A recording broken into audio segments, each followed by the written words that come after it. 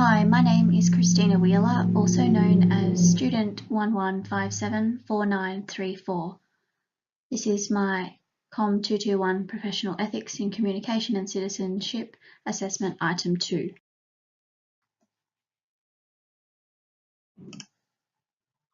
For this assessment, I've chosen to study ABCRN The Philosopher's Zone Mugged by Reality podcast posted on May 5. I chose this as it came to be the most interesting to me, and I have enjoyed listening and studying the issue more.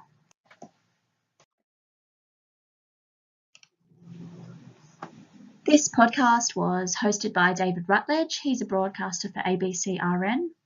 Guests on the podcast were Christopher Myers, Professor of Philosophy, California State University, Bakersfield; Eleanor Gordon-Smith, philosopher, author and PhD candidate, Princeton University; and Patrick Stokes, lecturer in philosophy, Deakin University, Melbourne. For more detailed info about these participants, please see my blog.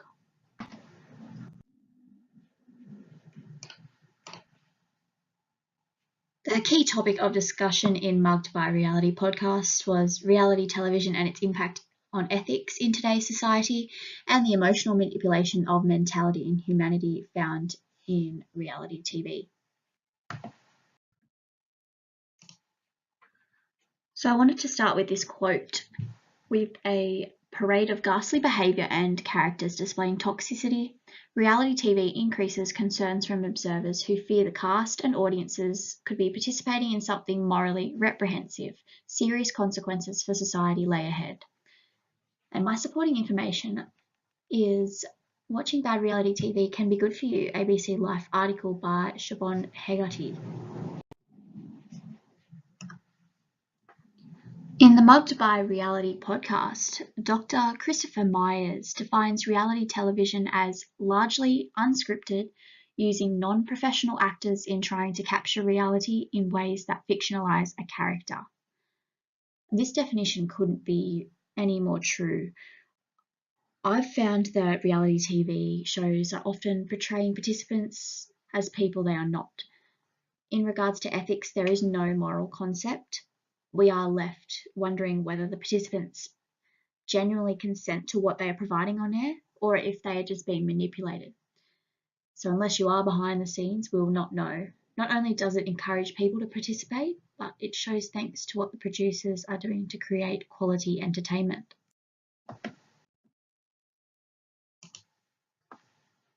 My key ethical statement is, why are we drawn to ethically questionable TV? Can we ethically consume reality television?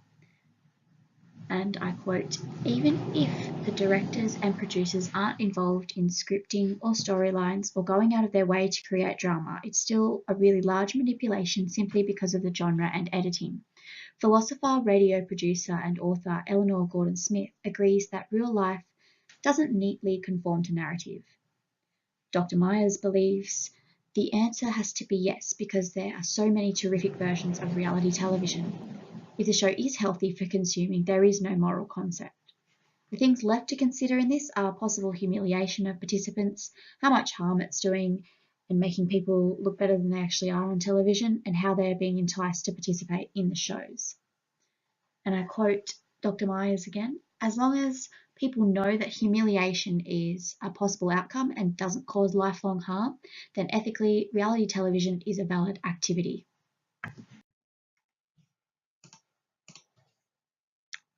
Reality television is unethical and void of moral standards.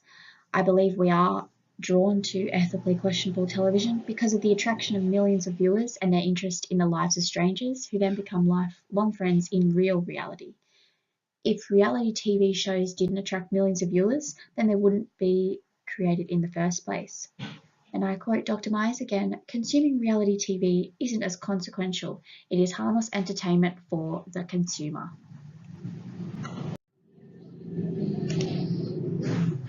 So why are we drawn to ethically questionable TV reality? Well, what it says about today's society is more people are watching reality television than any other form of television program.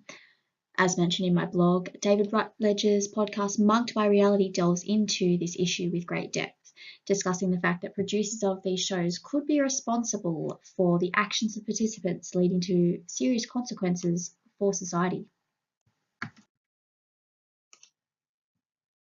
Can we ethically consume reality television?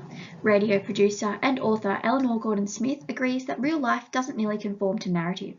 She quotes, "Even if the directors and producers aren't involved in drama or scripting or storylines or going out of their way to create drama, it is still a really large manipulation simply because of the genre and editing." My supporting source for this podcast is ABC Life. Watching bad reality TV like maths is good for you. And from this article, is reality TV ever real? Reality TV encompasses a wealth of programs. Christopher Myers, American philosopher and emeritus professor of philosophy at California State University, helped write the book on the ethics of reality TV. He quotes, "That can be everything from a National Geographic show on bears to the most horrid relationship-driven toxic show," he says. "It's a broad topic, so we're just going to focus on the reality TV shows that are dominating Australia's primetime spots. Think Married at First Sight, My Kitchen Rules, The Bachelor and The Block.